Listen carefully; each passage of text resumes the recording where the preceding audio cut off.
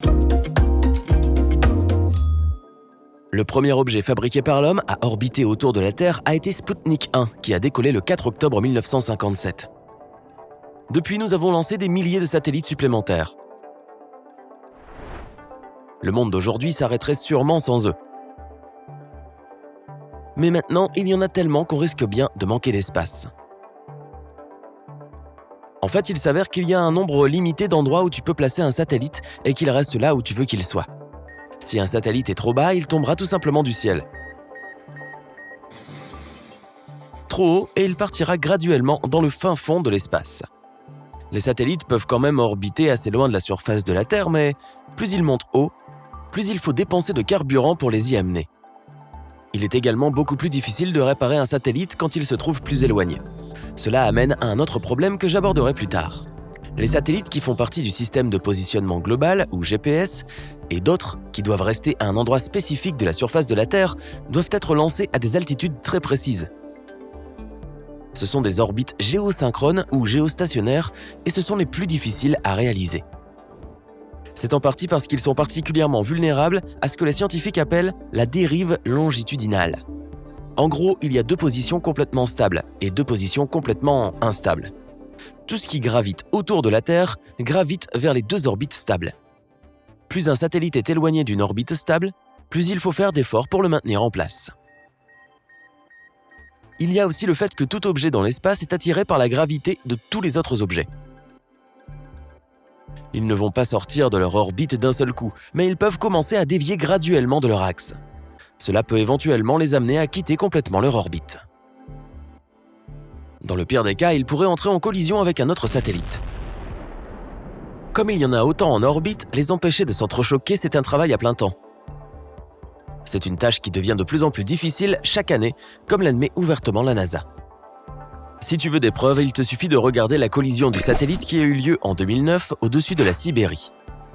Le 10 février, un satellite russe abandonné, nommé Cosmos 2251, a foncé dans un satellite américain alors qu'il passait au-dessus de la Sibérie septentrionale.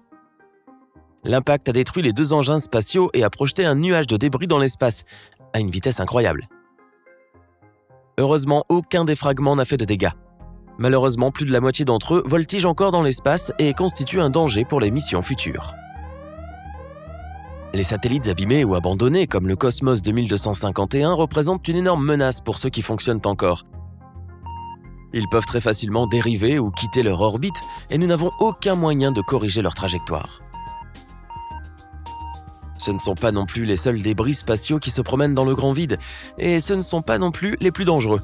Au moins, les satellites complets sont faciles à suivre. Ce n'est pas toujours le cas, comme par exemple les débris laissés par les lancements de satellites et autres missions. Un morceau de détritus de l'espace d'une taille de 10 cm de diamètre suffit pour détruire la plupart des satellites.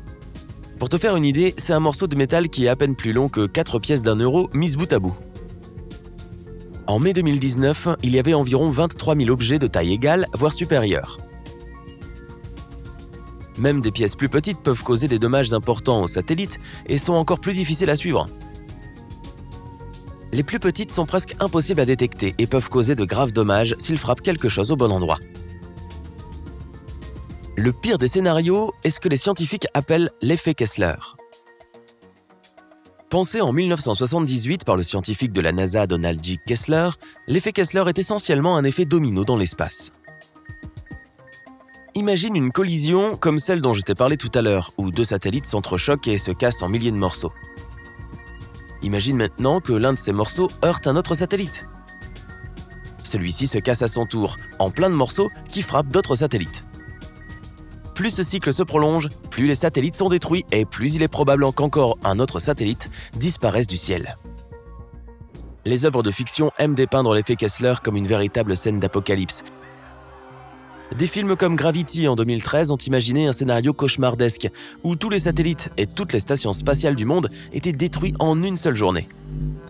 En réalité, c'est le genre de choses qui se déroule sur le fil de plusieurs décennies, et personne ne sait exactement à quel point ce pourrait être sérieux. Même si l'effet Kessler se réalise, tu pourras quand même voir tes vidéos de sympa sur ton ordinateur portable à Starbucks. Ce serait toujours le plus grand désastre de l'histoire spatiale, mais cela ne résulterait pas non plus en un champ de force métallique autour de la Terre. Et si c'était le cas ? Que serait le monde si tous nos satellites étaient détruits en même temps ? Dis-moi ce que tu en penses dans les commentaires ci-dessous. Les fusées continueraient à décoller quoi qu'il en soit, mais les débris continueraient à représenter un énorme danger pour les futurs lancements. Les satellites se trouvant dans l'orbite basse se trouveraient particulièrement vulnérables. La station spatiale internationale resterait probablement intacte, mais il faudrait peut-être l'abandonner. Ce ne serait pas la fin du monde, mais les effets pourraient se faire sentir au cours des générations futures. En ce moment, il y a quelques objets qui rendent les scientifiques nerveux. Un exemple remarquable est l'énorme satellite abandonné, Envisat, de l'Agence spatiale européenne. Non seulement c'est le plus gros satellite jamais construit, mais il se trouve dans l'une des régions les plus occupées de l'orbite terrestre. Heureusement pour nous, les gens gardent un œil au-dessus, au cas où quelque chose se rapprocherait trop. Un désastre pareil est peu probable, tu peux donc dormir tranquille en sachant que tu ne vas pas te réveiller un matin et découvrir qu'Internet a cessé d'exister. Pourtant, la menace de collision de satellites est bien réelle et ne fera qu'empirer à fur et à mesure que nous lancerons d'autres objets en orbite. Même si nous ne verrons plus jamais un autre accident comme celui de 2009, la quantité de débris spatiaux continuera de restreindre les lancements futurs de satellites. C'est un gros problème qui ne fera qu'empirer à mesure que nos besoins en satellites continueront de croître. La bonne nouvelle, c'est que les scientifiques sont conscients de ce problème et prennent des mesures pour réduire la quantité de débris spatiaux que nous produisons à partir de maintenant. Les satellites modernes n'ont généralement pas le feu vert pour partir tant qu'il n'y a pas de plan pour s'en débarrasser. Souvent, cela signifie que le satellite doit être capable d'entrer dans ce que l'on appelle une orbite cimetière.